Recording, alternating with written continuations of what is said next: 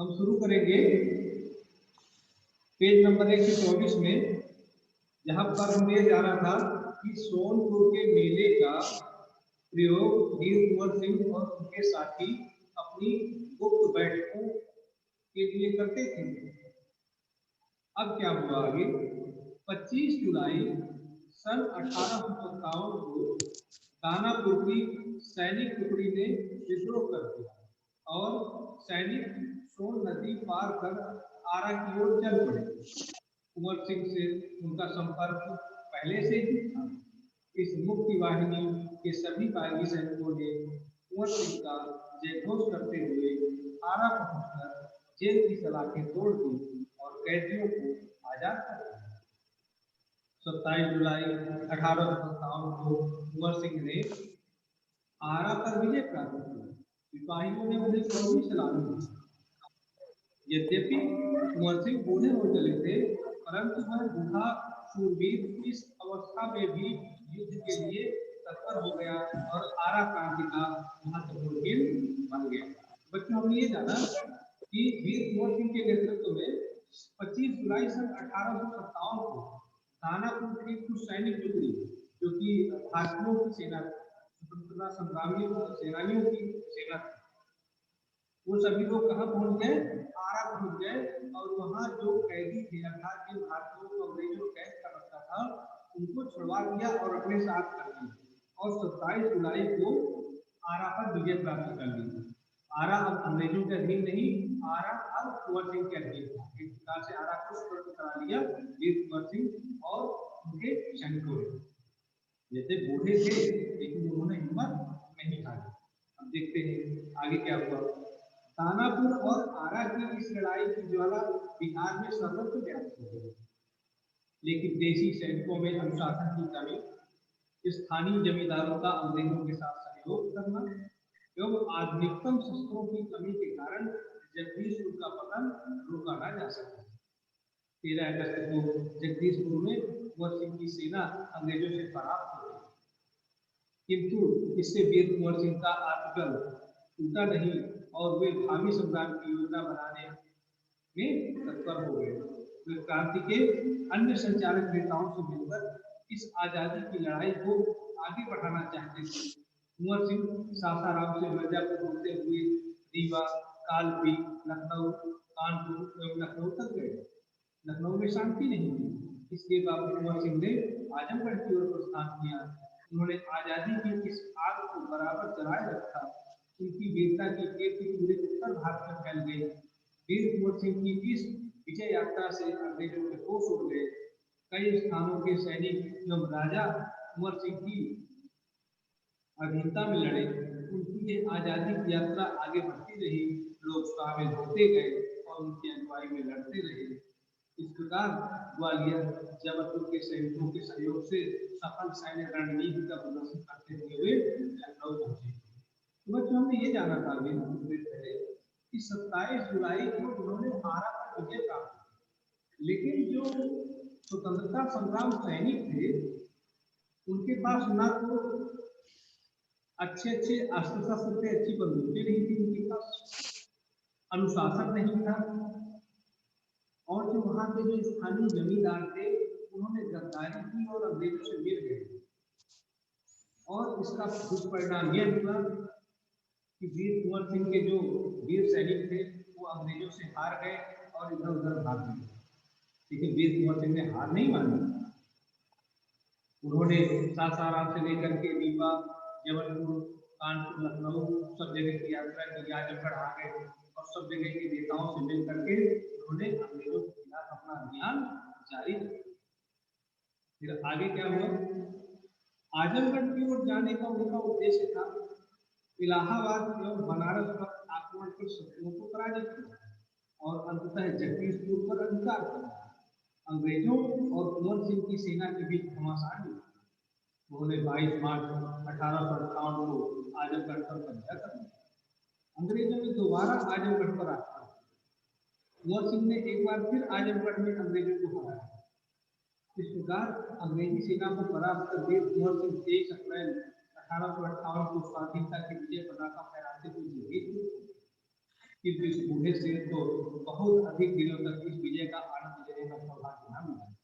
इसी दिन विजय उत्सव मनाते हुए लोगों ने यूनियन जैक, क्योंकि अंग्रेजों का झंडा था, उतार कर अपना झंडा फहराया। इसके 3 दिन बाद ही 26 अप्रैल 1858 को यह वीर इस संसार से विदा हो गया। तो देखिए बच्चों, हमने बताया था कि ये सासाराम, रीवा, जबलपुर सब जगह होते हुए अंततः आजमगढ़ पहुंचे थे। और आजमगढ़ में पहुंचे थे क्योंकि वहां पर इनको अंग्रेजों को पराजित करना था और जगदीशपुर पर अधिकार करना था। और हुआ भी यही। 22 मार्च 1858 को आजमगढ़ पर कब्जा किया और इसके बाद 23 अप्रैल 1858 को इन्होंने जगदीशपुर पर कब्जा कर लिया, अंग्रेजों को हरा दिया। और अंग्रेजों का जो यूनियन जैक झंडा था उसे उतार करके अपना झंडा फहरा दिया। तब 26 अप्रैल 1858 को, बड़ा महत्वपूर्ण प्रश्न है, 26 अप्रैल 1858 को वीर कुंवर सिंह ने अंग्रेजों को पराजित किया, नहीं बल्कि 23 अप्रैल को। और 26 अप्रैल को उनकी मृत्यु हो गई थी। कितनी अजीब बात कि 3 दिन बाद जो इन्होंने विजय अर्जित की, उसके 3 दिन बाद इनकी मृत्यु हो जाती है और इस संसार में अमर हो जाते हैं। चलिए बच्चों, आपसे कुछ प्रश्न पूछ लेते हैं, देखते हैं कौन बताएगा।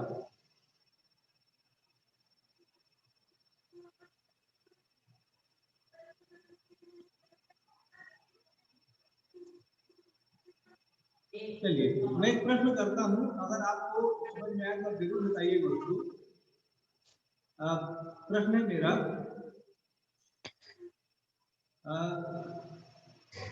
अनन्या अग्रवाल से। अनन्या अग्रवाल को मेरी आवाज आ रही है?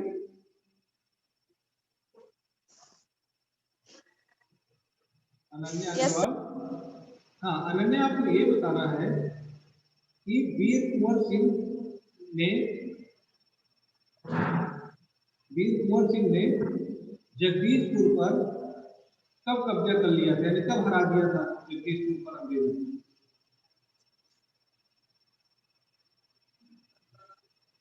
सर समझ नहीं आया आपने क्या बोला। अच्छा, समझ में नहीं आ रहा, चलो कोई बात नहीं है, आगे हम पढ़ते हैं। ठीक है, थोड़ा सा ये कम्युनिकेशन में प्रॉब्लम रहता है, मैं कुछ बोलता हूँ समझ नहीं आता। चलो कोई बात नहीं, आगे बढ़ते हैं। यहाँ पर हमने ये जाना कि वीर कुंवर सिंह बूढ़े जरूर हो गए थे, लेकिन बहुत बहादुर थे, बड़े हिम्मती। और इसका प्रमाण छोटे से ही चल गया था। जब छोटे थे तब युद्ध कला में निपुण हो गए थे, छोटे में ही ये तलवारबाजी या घुड़सवारी आदि सीखना करते थे, हमने जाना आई जानते। स्वाधीनता सेनानी वीर कुंवर सिंह युद्ध कला में पूरी तरह कुशल थे। छापामार युद्ध करने में उन्हें भारत हासिल।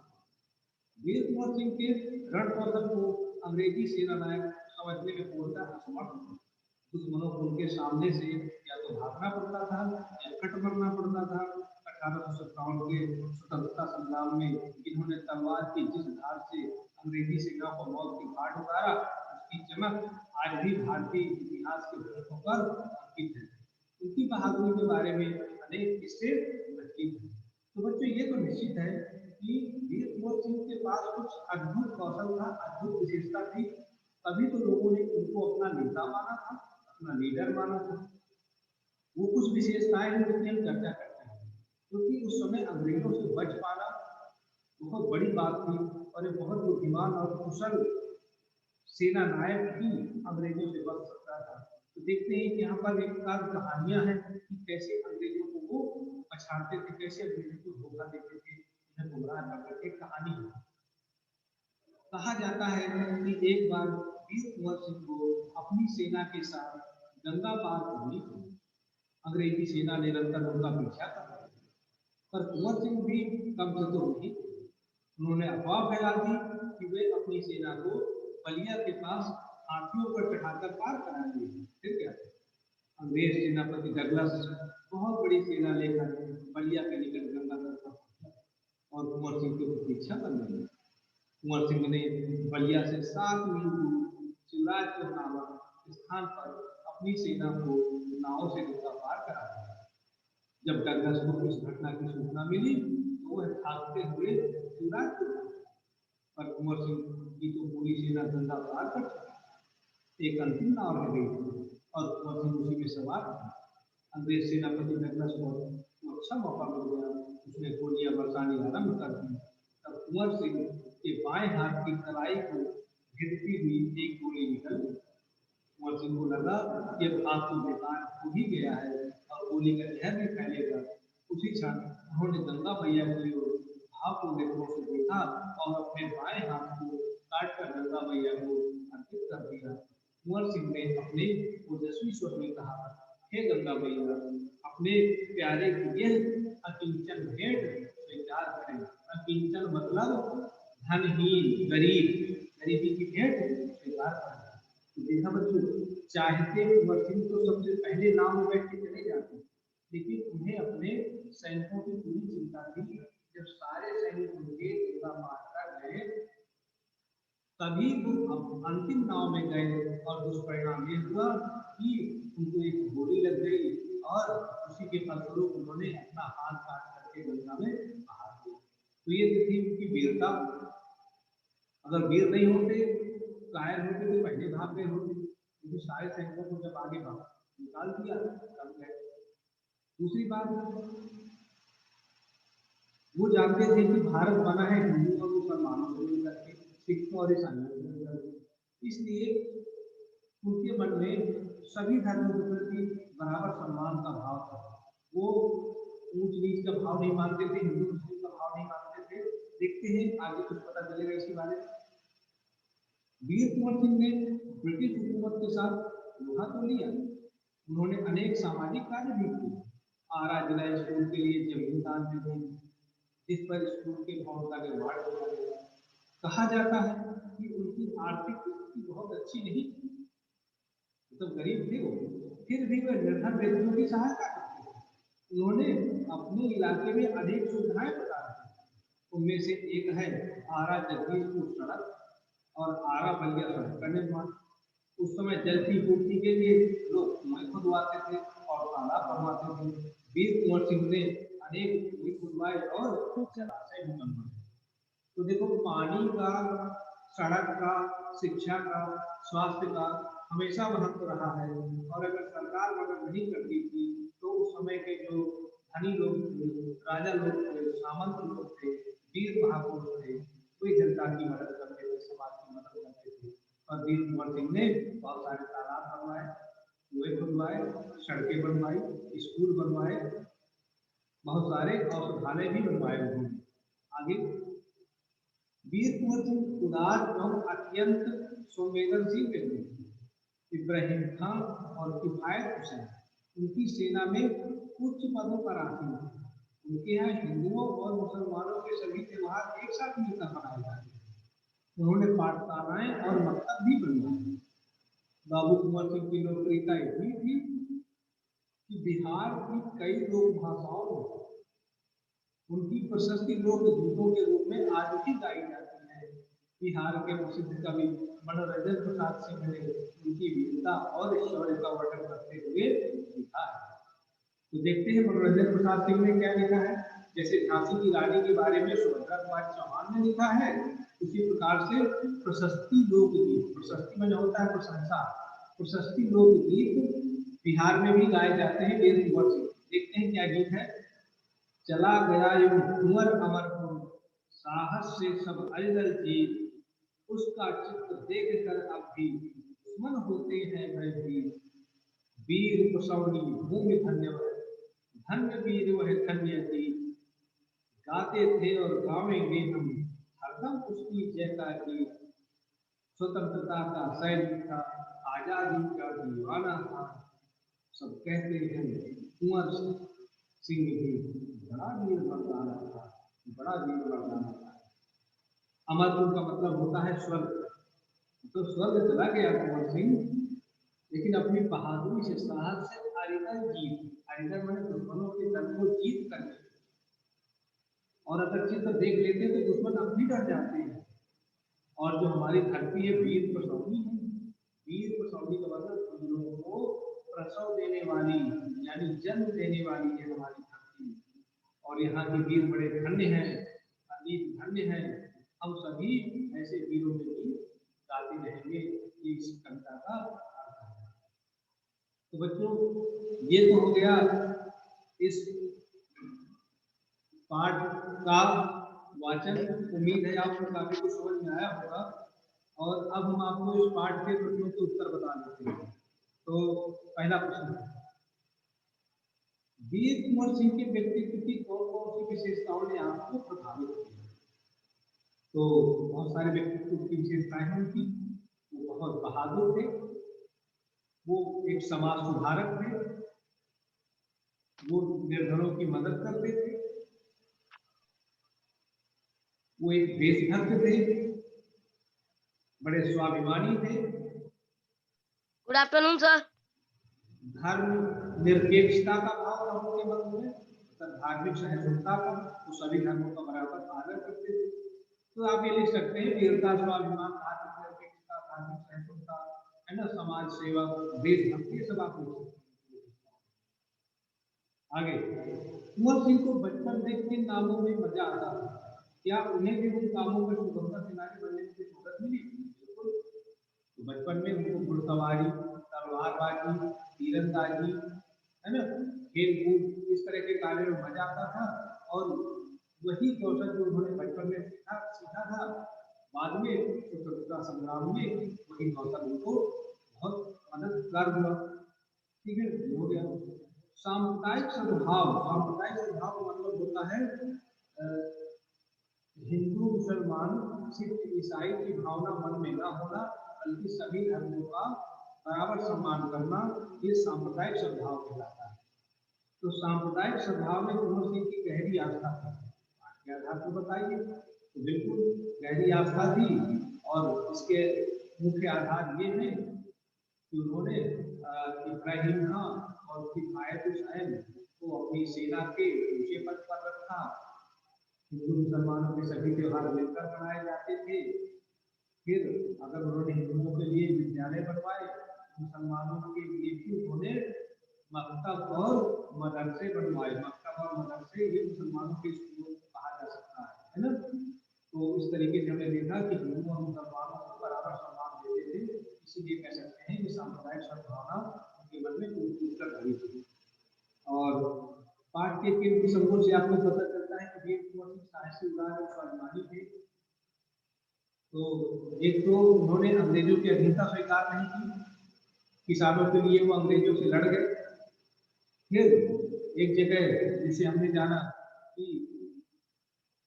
डगलस की सेना को उन्होंने भ्रमित करके और शिवराजपुर से अपनी सेना को गंगा पार करवाया और सभी सेना को आगे निकाल दिया। उसके बाद में सब शांति में गए, परिणाम उनको गोली भी खानी पड़ी। तो ये कुछ प्रसंग है जिससे पता चलता था कि बड़े साहसी थे और बड़े स्वाभिमानी थे। और उदारता की बात करें तो उन्होंने धन जरूर नहीं था उनके पास, लेकिन उन्होंने बहुत सारे सामाजिक कार्य करवाए, जैसे सड़कें बनवाना, बनवाना और विद्यालय बनवाना इत्यादि। आमतौर पर मेले मनोरंजन, खरीद फरोख्त के मेल जोल के लिए होते हैं। वीर कुंवर सिंह ने मेले का उपयोग किस रूप में किया?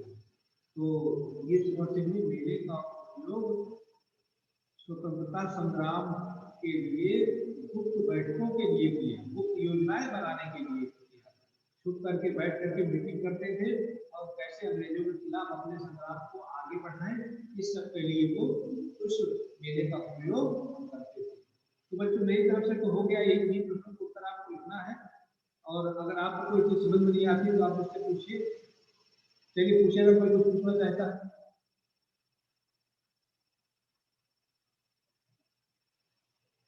कोई समस्या नहीं आपको? सर, हाँ, देशव्यापी मीन्स क्या होता है? देशव्यापी का मतलब होता है पूरे देश में व्याप्त, मतलब मौजूद, है ना। तो स्वतंत्रता संग्राम देशव्यापी था, पूरे देश में अंग्रेजों के खिलाफ आंदोलन हुआ है। तो देशव्यापी का मतलब पूरे देश में। और सर स्वाधीनता? स्वाधीनता का मतलब होता है स्व माने अपने, अधीन मतलब कंट्रोल में, यानी अपने कंट्रोल में, यानी स्वतंत्र, आजाद। Thank you sir. और पूछिए सर आपका अरिदता का मतलब क्या होता है सर? फिर से बोलिए। उज्जवल। अरिदता का मतलब सर क्या होता है? उज्जवल। मैं समझ नहीं पा रहा। अरिधता का मतलब क्या आप पूछ रहे हैं? फिर से पूछिए साथी। सर शायद अधीनता बोल रहा है। अधीनता। अधीनता का मतलब होता है गुलामी, दूसरे के अधीन होना, परतंत्र होना, अधीनता का मतलब। सर हाँ, विस्तृत मतलब क्या होता है? विस्तृत मतलब होता है बहुत बड़ा। Okay sir, thank you. चलिए तो ठीक है, और अगर कोई पूछना है तो आप पूछ सकते हैं, नहीं तो इस पाठ के प्रश्न का उत्तर आप लिख करके जरूर भेजिएगा। ठीक है, तो इस पाठ को आज हम समाप्त करते हैं, इसी से इस बार में आपको बताते हैं। समाप्त करें? Yes sir. यस सर, कर बाय दीजिए। Bye everyone. Bye sir.